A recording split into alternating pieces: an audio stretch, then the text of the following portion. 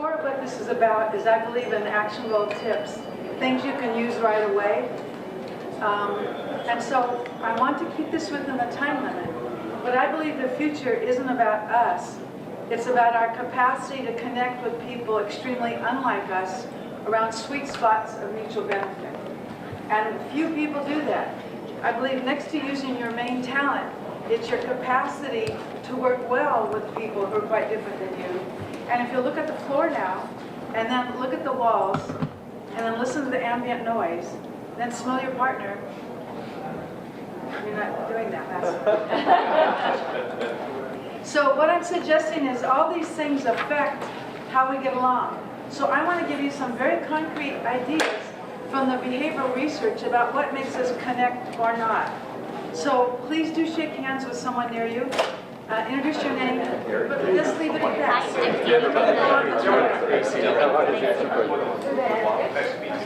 Now this was a conniving thing, because here's what happens. Now watch his body right there. See as it continues? The middle part of his body is turning. When the middle part of your body turns, you actually get more in sync with somebody else. When you're walking, you're more in sync than when you're sitting still. You instinctively know that. Now when you're working on people different than you, they don't act right, like you. And the more you physically act similar sooner, the more likely you are to get along. Now you'll notice the way you acted was how you present yourself to the world. Some people initiate, some people respond. It's always interesting when you get to the same kind. Some people will sort of instinctively take over, some will clarify. There's no right or wrong. You just remember this. The only way to act is the way I act, and we all instinctively feel that way. So the more different than you look than me in the beginning, because most of the people I work with don't look at all like me, the more important it is that you get in sync sooner, literally in sync. And ironically, the simple act of shaking hands is a mirroring movement. For those of you who know NLP, Neuro-Linguistic Programming, it's been proven wrong by several good studies, but one thing that is correct is when we get in sync, like the first 6 months you're in love, you're more likely to get along. So I'm going to hop along here and give you a set of steps, one right after the other, that relate to how we communicate to connect. That's vastly different on how much you think of me. The future is in that connectivity. Mutuality matters. So I'm going to go through some specifics. Look down at the floor, for example. I'm going to start backwards, so to speak. The more patterns there are, or sounds, the more we get agitated, the less we remember, and the less we like each other. Now, how vivid is that? I'm working at a hotel chain in Europe. Instead of having the long check-in counter, we had curves and round areas at the front desk. So curves make people get along better than right angles. Secondly, we had the people stand not like this, but just like this much of a difference.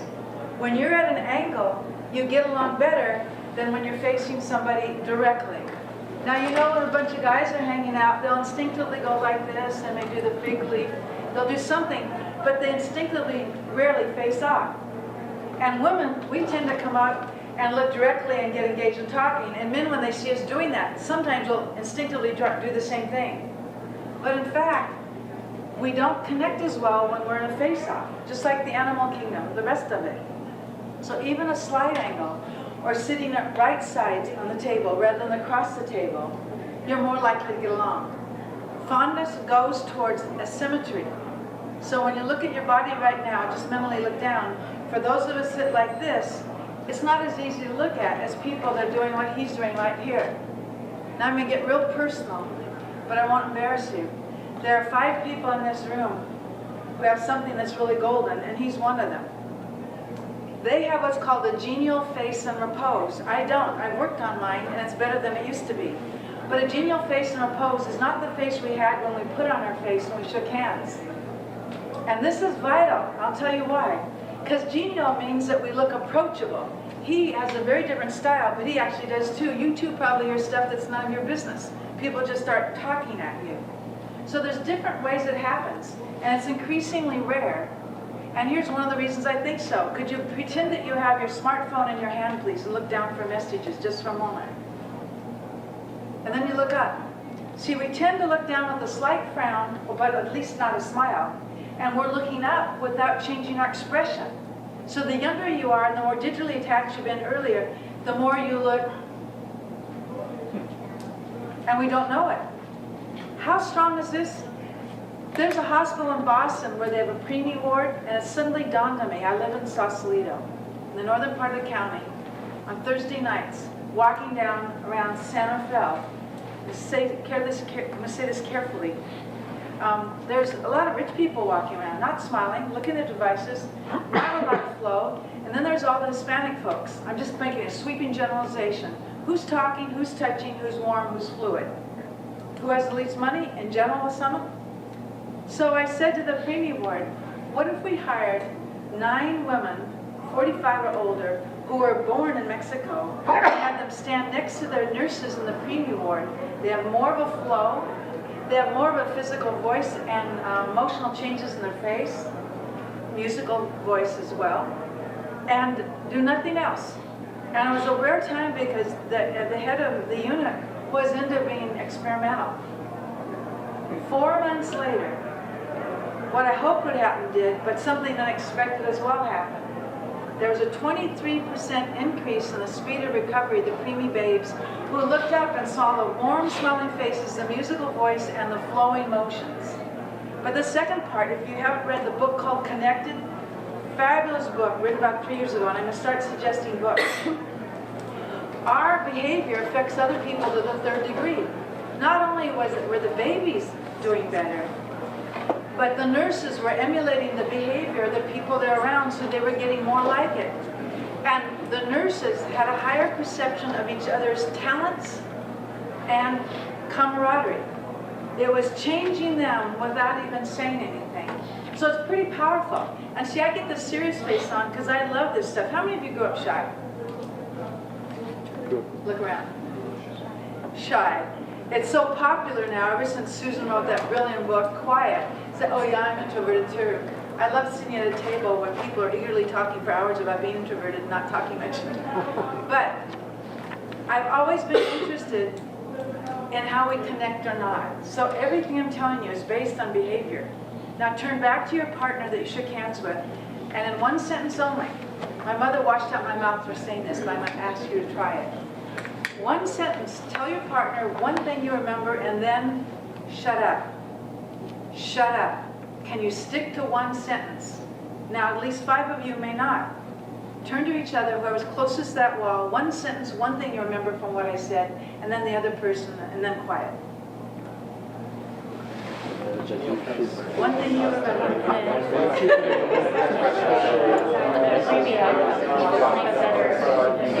Put on a smiley face when you look up from your mobile device. See, the strange thing is in our culture, we tend to chat.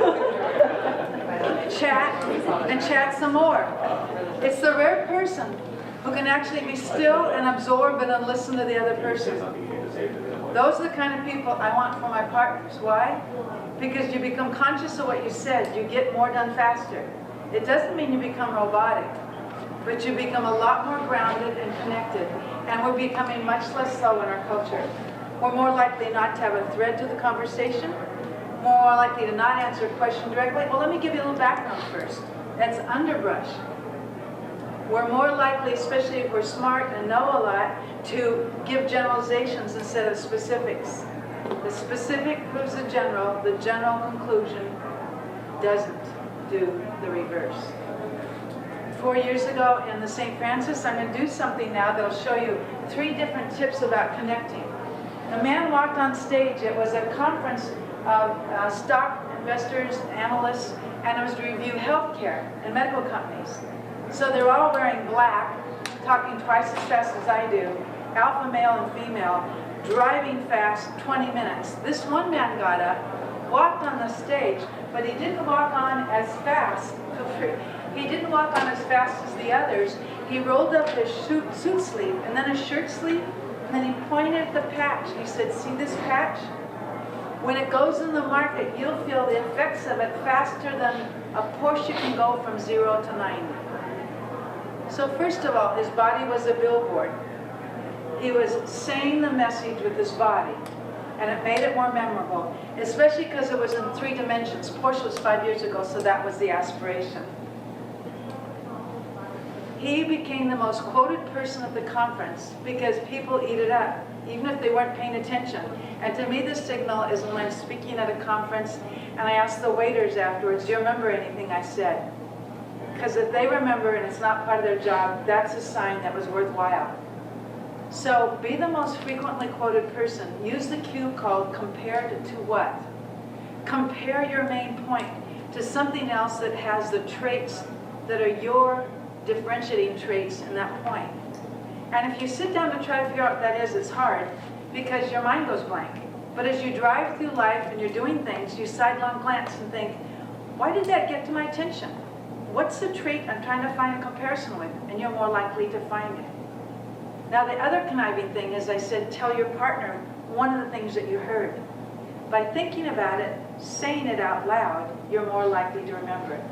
Those of you who write, even if you never look at it again, you remember about double the amount of information. So, in 3 dimensions motion, compared to what? Body's a billboard. Those are some of the ways that we make our message stick. From the inside out, our goal is to get very specific about what we want people to remember.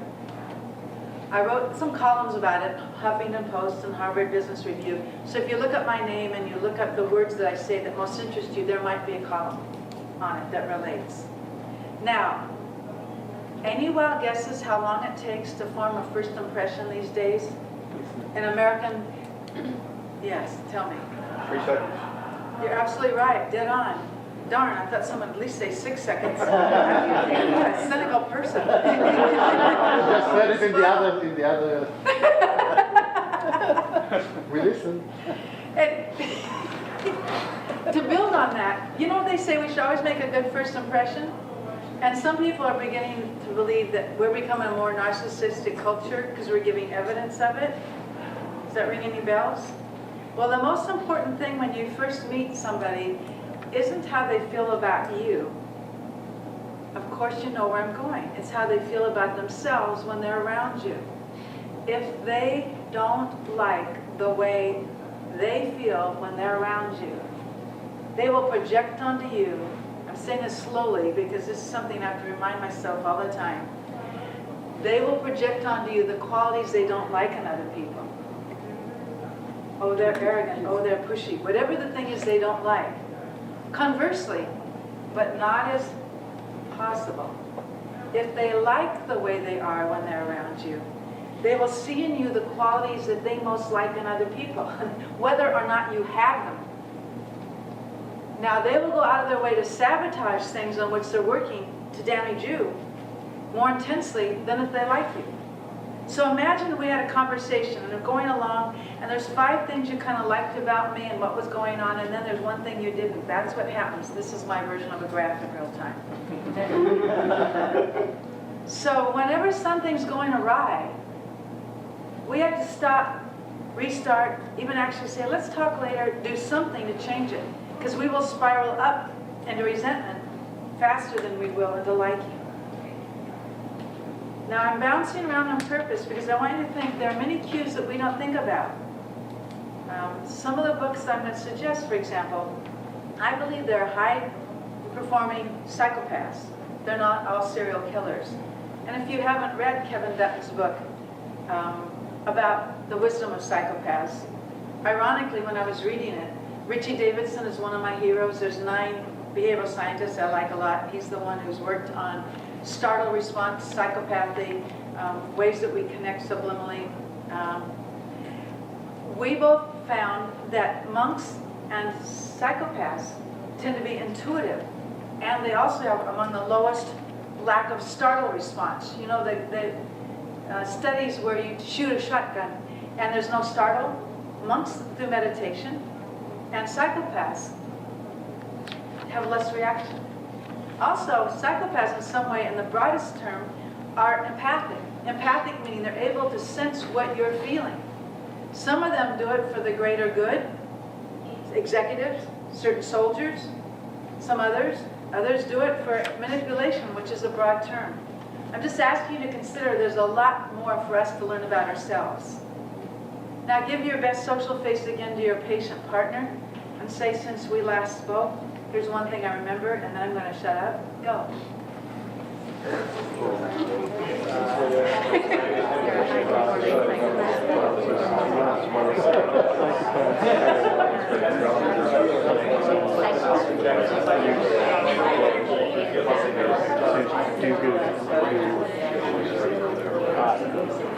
See how hard it is to be quiet? And let's start by I'm going to give you 2 more sections of things here, but I truly ask you, you think it's being sociable, but in a way it's not. It's choosing to stay at a certain level. So I don't mean you're still and you look at each other and you go, or something. But there is a way you listen for a moment and you respond sometimes as an option. Now this is called inside out for communicating to connect.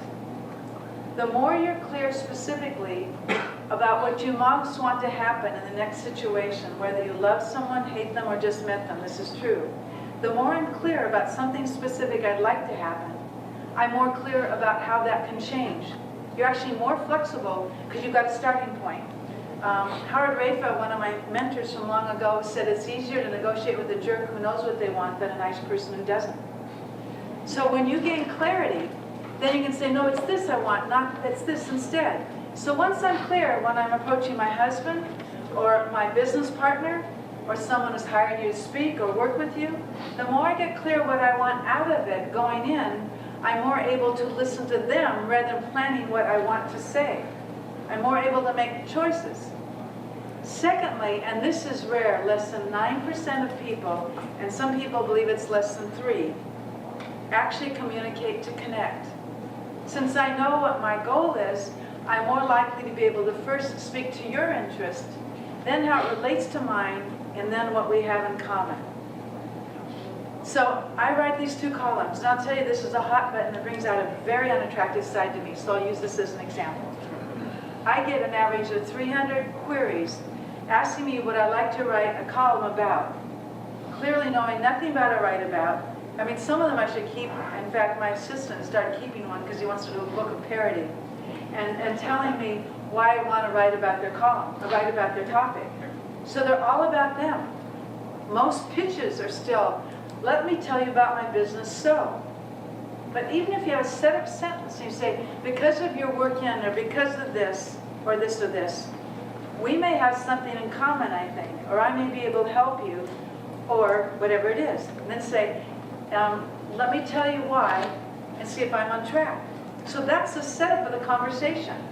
Something about you, how it relates to what my interests are, and then what we might do. Am I on track? Then you're inviting participation. The second hot button is, oh, can you help me become a public speaker? Which apparently is a real hot thing to want to do. Will you help me? Help me, help me, help me. Now, one of my heroes is a guy named Adam M. Grant. He wrote Give and Take. He lives it. He says, givers are among the least successful and the most successful. He's an influencer writer on LinkedIn. He really uses behavioral research to turn it into actionable insights. He says, givers are among the worst and the most productive. Some givers give and get resentful because they don't give back. Other givers give but take care of themselves first, often chunk their giving, and they build strong bonds with people, instigating the desire to reciprocate. Guess which sex tends to give, and get resentful when they don't get it back? Thank you. Not a lot of box. We have a 50% chance of being right. So we all have something to learn, is all I'm suggesting. We do. And the pattern that we do makes such a difference. So far I've given you 20 tips with things related to them. What I want to do is I can talk about faces and lying. I can talk about patterns. I can talk about behaviors that cause conflict.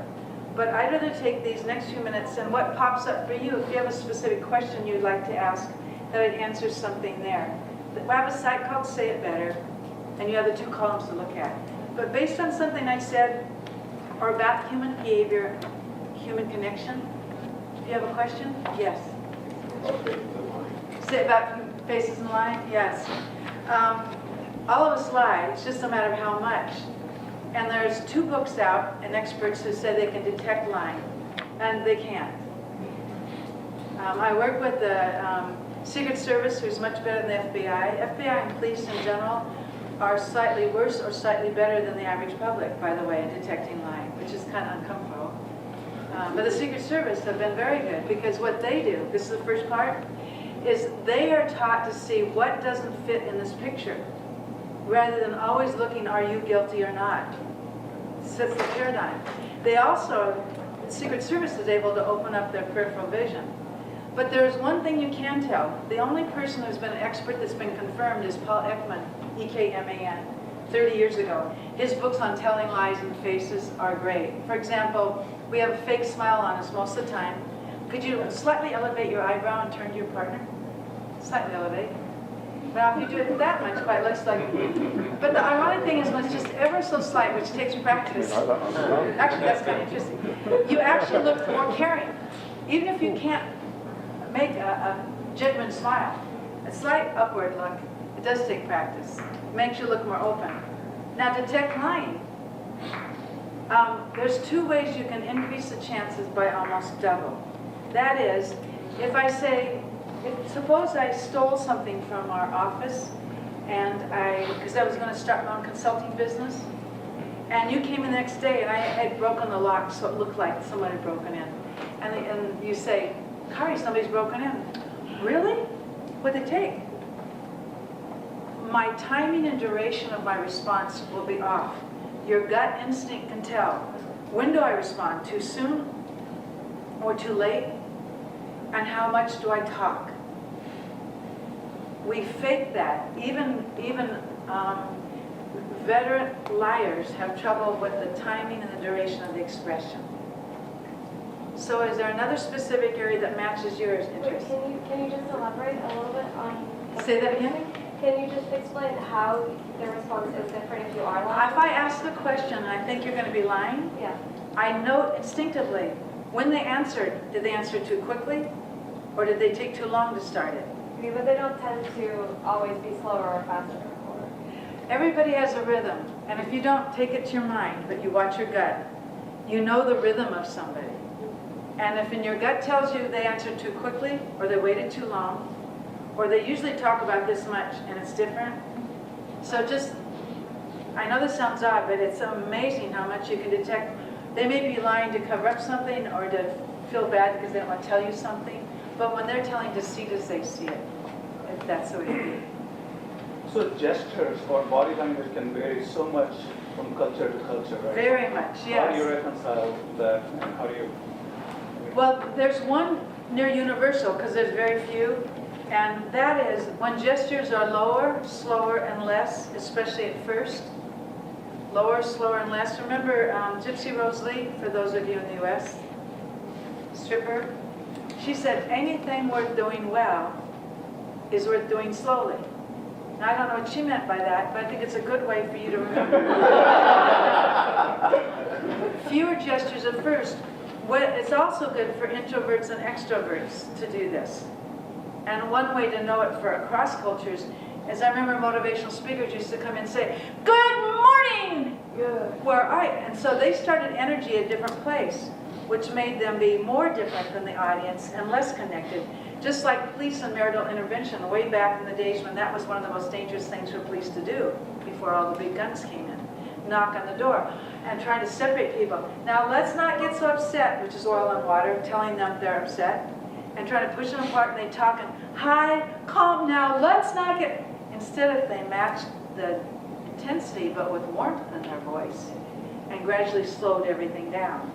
But the rest cross-culture is one of the most difficult things, and I think that's part of the reason you brought it up. And Americans and some others tend to want people to smile more, and to have cheery pre-talk. There's a book called Digital... Sorry, I just got a new book and I liked it, but the first one was digital, so cross-cultural. And so it's coming out next week. So if you look up for books that are coming out next week, digital, it's not digital natives, but it's about cross-cultural communication. Specific that interests you, is there another topic? And then Any tip on communicating in a hostile environment or a situation? Communicate in a what environment? Hostile environment? Hostile environment. Hostile meaning everybody's hostile? Or, I walk into a meeting where 4 people have negative opinions, for example. Or, negative opinions of you or of each other? no, of me or the things that I present. Well, one thing to do is, it's interesting. When you feel hostility, that's when you want to be able to relax, and it's the same as when you put a smile on your face, it makes you feel better. The when you look genial and understated and ignore it, you can choose to ignore the evidence you want to and focus on what you want. So you act as if they're looking forward to seeing you and you're genial, but you don't get overly cheery. And I always believe it's good to sincerely, specifically praise them for some specific action, sincere, specific action. And give them control, which is the way you keep control to some degree. Say, we're here to discuss this. Is there a certain way you'd like to proceed? So then they're in control and choose how, and you get to respond. So that way, you're showing deference, but you're not losing your own control of your space. It's too general a thing otherwise, because the nature of hostility happens in so many different ways. It's hard to clarify more than that. You have to see it. By the way, I'll say this too. I wrote a description of a seminar program a decade ago, and it was the most popular that the training group had. And it's not because I did a good job, but because of the topic, dealing with difficult people. Now let me tell you what I learned from it. So the training company would teach people to go train on that, and they get 3 or 4 techniques before breaks when they want to push people to buy books. And so you had 3 or 4 techniques in the morning, and they'd come up to the trainer. By the way, trainers got burnt out on this more than anything else. And they say, you know, when you describe that jerk, I have somebody just like that, they do that, I just don't. Well, of the things so far you've heard this morning, which one do you want to try on?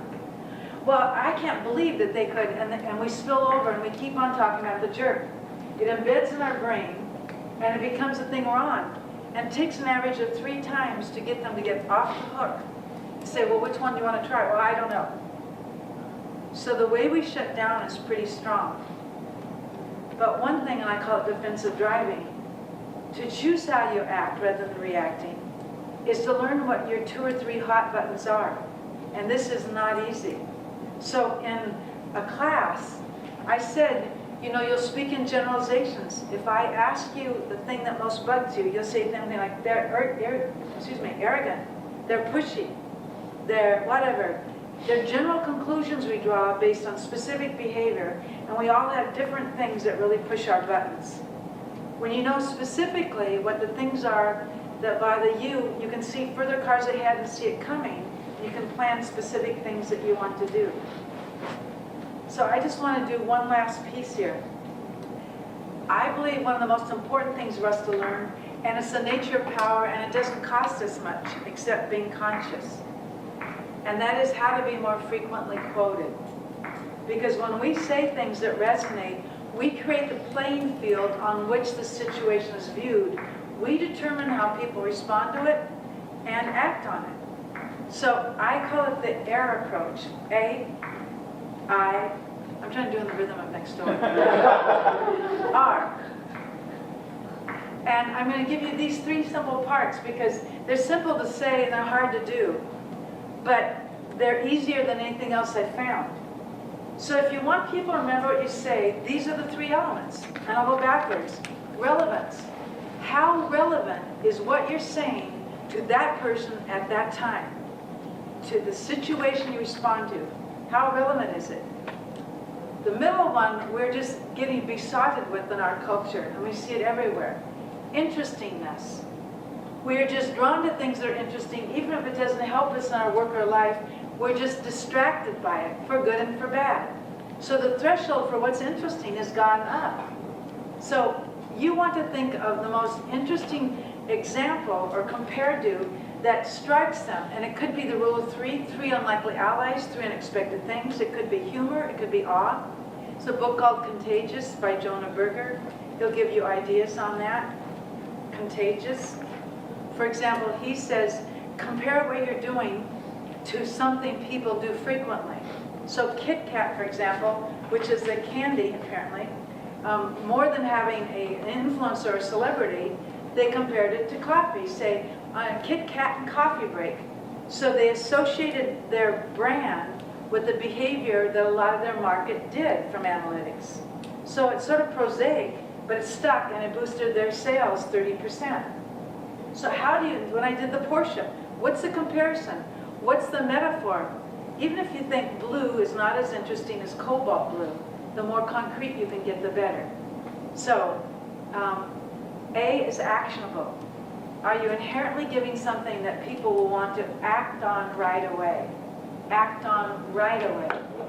The sooner they take some small action, the more likely they'll take a second. And if they take 3 actions in quick succession, imagine on the website or in a store or in a meeting, say there's just one thing, let's try now, get them to do it. So one way to put this in context is if I was to come up to you and say, you've been such a good client of ours for a while, I want to take just 5 minutes of your time, if you don't mind, to help us improve our service, and I want to give you this gift as appreciation for it. So I give a gift and it doesn't have the company name on it, it's something I know you'll like. So I set it up, I said the amount of time, and it's limited, and there's a motion, and it's such, we're going to say, what specifically did you most like about our product? Even if I said specific, I know this wouldn't happen to you, but other people, they'd say something general. So you're nodding, by the way, there's some people who started to nod slowly, and they were the ones that are most well-liked and got the most data. Nodding slowly, like you're on Quaaludes. So whenever they say something, and you're acknowledging it with your pad or your pen, your smart pad or your pen, you're writing it down. They did better, because I show respect. People rarely show, they ask questions and they don't remember it. But then the follow-up question is, could you give me an example of that? Then they get specific. What you're doing is training them to be a better salesperson for your product their way, because they come up with a specific example. And if you do 10 of those, you're going to find out what you thought was the most important reason people bought is not, in fact, always what they find valuable.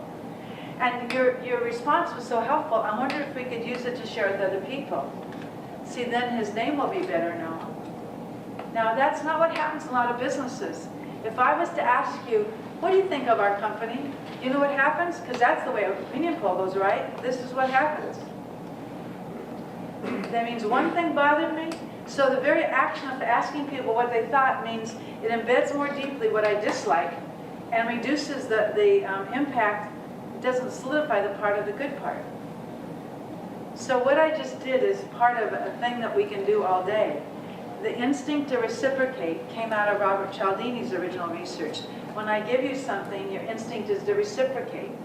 Did any of you get on the airplane and they go by with these things saying, would you fill out a questionnaire telling us what you think? Well, it was going on for about 3 years, and I thought, why would I bother doing that? Besides, I couldn't write the things that I'm thinking on there. You could email them, which I did last week. So what I'm talking about is there's threads of things that are very specific, but I firmly believe to cover the arc of what we've done. What is your main talent? Can you say it clearly and specifically? How many people do you work with regularly who are completely different than you? Age, sex, ethnicity, and size. I worked on both Obama's campaigns as a coach to the thought leaders, but the person who brought me on was a life changer. They didn't understand him, so they said, you come with them. That was the first campaign where nobody understood that analytics geeks were really helpful. And they didn't pay much attention to them. And I fell in love with the cluster of 15 of them. It took us so long to even be able to understand each other. One at age 27 was so happy to be working so hard in the last campaign that he killed over and had a heart attack. And he's the one that brought me in. When people for the first time get so imbued that they actually get to use their best talents, it gets them out of whack. And to this day, I find it so disturbing. But I do believe where we learn to be flexible. We don't have what's called a filter bubble. There's a book on that. Where we hang out with people like us, so we filter out stuff. But you have your domain you're well known in. Like, I'm a journalist. I love journalists and like military people. That, we make and keep agreements with all the rest of civilians. Well, I have a lot of friends in those two sectors. Those are sectors that really make me happy.